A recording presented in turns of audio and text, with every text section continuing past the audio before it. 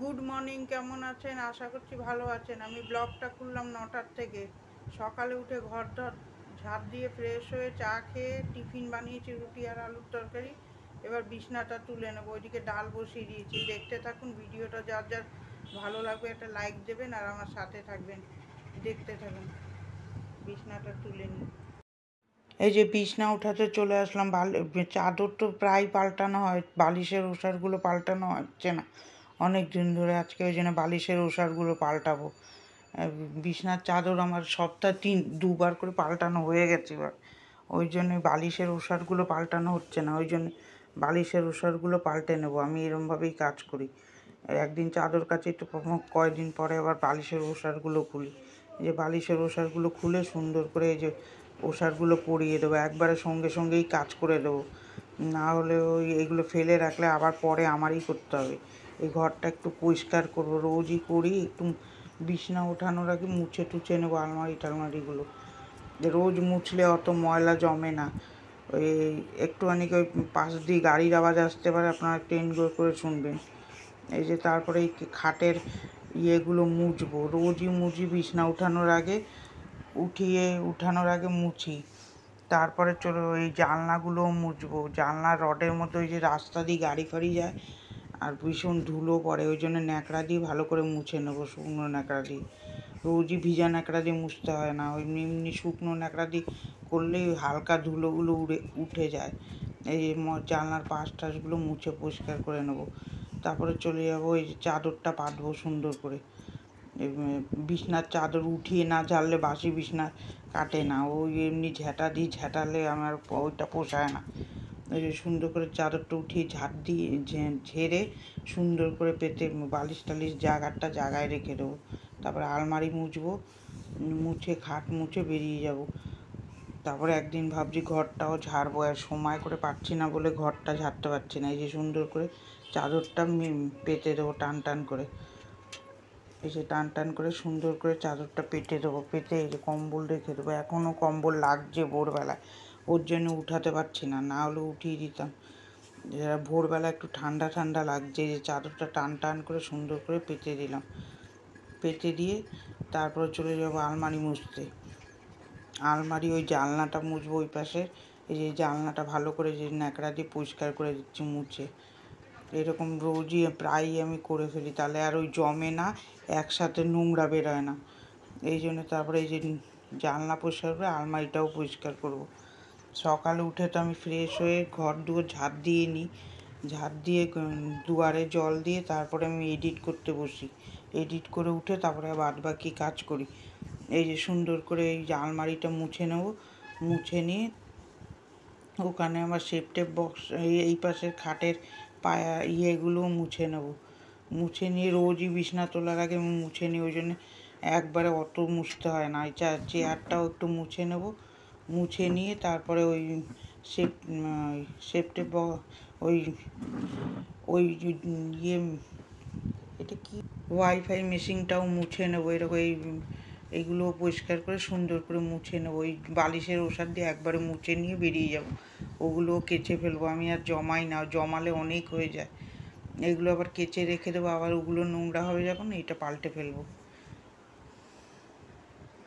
ওই ঘরটা গুছিয়ে ওরা ধুলোগুলো মুছে দিলাম। আমি রোজই বিছনা ওঠানোর সময় সব মুছে ফেলি, তার জন্য আর ময়লাটা জমে না ঘরে। আর বেশি হয়ে গেলে তাহলে ওইটা পরিষ্কার করতে দেরিও হয়ে যায়। এদিকে ডাল সিদ্ধ করে রেখে গেছি, ভাত বসিয়ে রেখে গেছি, রুটি আর আলুর তরকারি করে নিয়েছি। এবার আমার মোটামুটি কাজ এগিয়ে গেছে। এবার দেখতে থাকুন, একটু একটু করে ওইদিকের কাজও করবো, ওইদিকে রান্নাও করবো। বর গেছে বাজারে, বাজার থেকে কী আনে দেখি। সকালের টিফিন রুটি আর আলুর তরকারি করে নিয়েছি, আর এই যে কটা বাসন আছে এই কটা মেজে ফেলবো। ওই সকালে টিফিন খাওয়ার বাসন টাসনগুলো মেজে নেবো। ওখানে ডাল ভাতটা বসিয়ে আমি বিছনা টিছনা তুলতে গেছিলাম, না হলে দেরি হয়ে যায় রান্নায়। মানুষের রান্নার টাইমে না দিলেও হবে না। ওদিকে ভাত ডালটা বসিয়ে আমি ওদিকে বিছনা তুললাম, ওইগুলো পরিষ্কার করলাম। ওই একটা করে করতে থাকি, তার সাথে আরেকটাও করি, তাহলে দুটোর মধ্যে আমার পুরো কাজ কমপ্লিট হয়ে যায়। এই যে কড়াই টড়াইগুলো মেজে নিলাম, সুন্দর করে। তারপরে বর বাজার থেকে বাজার নিয়ে আসুক, তারপরে আর বাদ বাকি রান্নাগুলো করব। এই সুন্দর করে বাসনগুলো ধুয়ে নিলাম। টিফিন হয়ে গেছে, টিফিন খেয়ে একটু বসে তারপরে আমি এই যে কাজগুলো করছি। বাসন টাসন মেজে এবার রান্নায় হাত দেবো। সবজি টবজি কেটে একবারে ধুয়ে নেব, ধুয়ে নিয়ে কাতলা মাছ এনেছে, মাছগুলো ধোবো। এই যে সবজিটা ভালো করে ধুয়ে নেব কলের জলে। সবজিতে প্রচণ্ড নোংরা থাকে, ওই জন্য 2-3 বার, আমি তো একবার দেখালাম, অনেকবার ধুয়েছি। কড়াইতে তেল দেবো, শুকনো লঙ্কা দেবো, 5 ফোড়ন দিয়ে, বড়ি নেই বলে বড়ি আজকে দিলাম না, এই 5 মিশালি তরকারিটা বসিয়ে দেবো। এর মধ্যে স্বাদ মতন লবণ, হলুদ, একটু মিষ্টি মিষ্টি করবো। আপনারা ভাজা মশলা দিয়েও করতে পারেন, আমি ভাজা মশলা টশলা দেবো না, গরম পড়েছে, একটু হালকা তরকারি ভালো লাগে খেতে। সবসময় মশলাপাতি দিয়ে রান্না আমার ভাল লাগে না, ওই জন্য আমি একটু হালকা রান্না করি। এই যে তারপরে এর মধ্যে চিনি দেবো। আর মানুষও খেতে চায় না অত রিচ, ওই জন্যে ওরকম হালকা তরকারি করবো। এর মধ্যে মশলা দিয়েও করা যায়, খেতে খুব স্বাদ লাগে। আর আপনারা কাঁচা মশলা দিয়েও করতে পারেন, জিরা ধনের গুঁড়ো দিয়ে কষিয়ে রান্না করতে পারেন, ভাজা মশলা দিয়েও করতে পারেন। আমি এমনি ধনে পাতা দিয়ে করবো আজকে। এটা এমনি প্লেন তরকারি করবো। এই যে সুন্দর করে ধুয়ে বসিয়ে দিলাম। এই দেখলেন তো, ডাল ভাত আলু ভাজা হয়ে গেছে। এখানে মিশানো সবজি বসালাম, আর কাতলা মাছ হবে, কাতলা মাছটা ধোবো। ওইদিকে ডাল ভাত ভাজা করেছি, কিছু টিফিনের বাসন মাজলাম, ওই ঘর পরিষ্কার করলাম, দেখলাম তো ওইগুলো সব ছেড়ে ফেলেছে, এখনও জামা কাপড় গুছানো বাকি আছে। দেখতে থাকুন, আগে রান্নাটা করে নিই। এই যে মাছ ধুতে চলে আসলাম, কাতলা মাছটা ধুয়ে নেব। কাতলা মাছটা ধুয়ে নিয়ে তারপরে মাছটা ভাজা বসাবো। ওদিকে আলু ভাজা হয়ে গেছে, ভাত ডাল হয়ে গেছে। এই মাছটা ভাজবো, মাছের ঝোল করব, মিশানো সবজিটা করব। এই যে মাছে হলুদ ধুয়েই সঙ্গে সঙ্গে হলুদ লবণ লাগিয়ে দেবো, না হলে ওর মধ্যে হলুদ লবণটা ভালো হবে না। এটা লাগিয়ে রেখে দেবো, একটু পরে ভাজা করব। ভাজা টাজা শেয়ার করিনি, তাহলে অনেক বড় হয়ে যাবে। তরকারিটা ওইভাবে ধনেপাতা দিয়ে নামিয়ে নিয়েছিলাম। দুপুরের লাঞ্চ মেনুতে হচ্ছে ভাত, মিশানো সবজি, আলু ভাজা, মুসুরির ডাল, আর লাউ ঘন্ট বসিয়েছি, আর এখানে কাতলা মাছের ঝোল। এই যে কাতলা মাছের ঝোল বসিয়েছি। কাতলা মাছ বসিয়ে এই যে মাছগুলো দিয়ে জ্বালাচ্ছি। এই যে দেখলেন তো, 11টার সময় রান্না বসালাম, রান্না কমপ্লিট হয়ে গেছে। এবার লোকের খাবার নিয়ে বেরোবে। এই যে মাছের ঝোলটা নামিয়ে দেবো একটু ধনে পাতা দিয়ে, তাহলেই হয়ে যাবে রান্না। এবার বাদ বাকি কাজ করব, কাপড় টাপড় ভিজাবো, দেখতে থাকুন।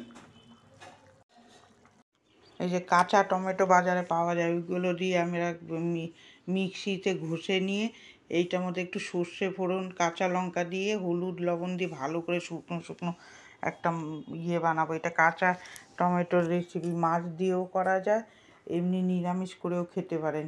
খেতে খুব ভালো লাগে, একটু টক টক লাগে, ভাত দিয়ে খেতে খুব সুন্দর লাগে। এই যে একটু ব্যালেন্স করার জন্য চিনি দিলাম। চিনি দিয়ে এটা কে কে খেয়েছেন কমেন্ট করে জানাবেন।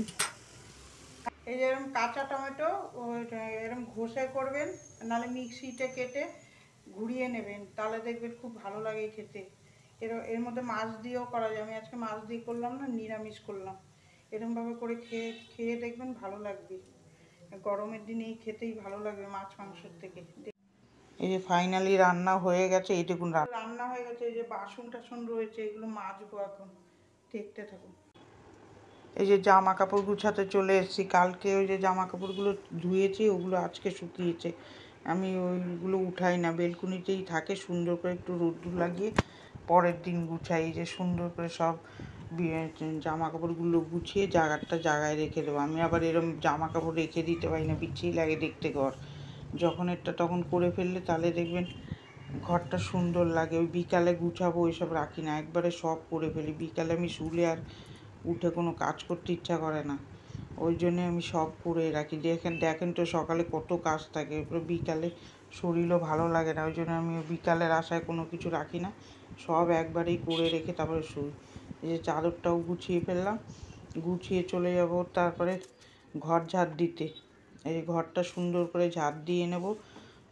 আর ভিডিওটা কার কার ভালো লাগছে কমেন্ট করে জানাবেন। এই যে সুন্দর করে ঝাড় দিয়ে নিচ্ছি ঘর, দেখুন 3বার ঝাড় দিয়ে নিয়ে সকাল দিয়ে।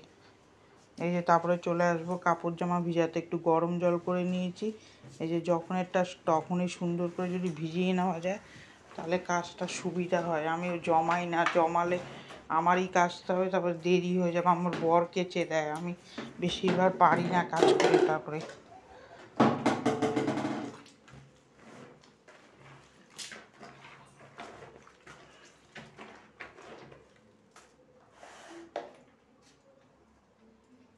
এই যে কাপড়গুলো ভিজিয়ে নিলাম, দুটো ঘর মুছে নিয়েছি, পুরোটা শেয়ার করতে পারলাম না, একটু ঝাঁপ দেওয়া দেখিয়েছি। এবার রান্নাঘরটা পরিষ্কার করবো, দেখতে থাকো।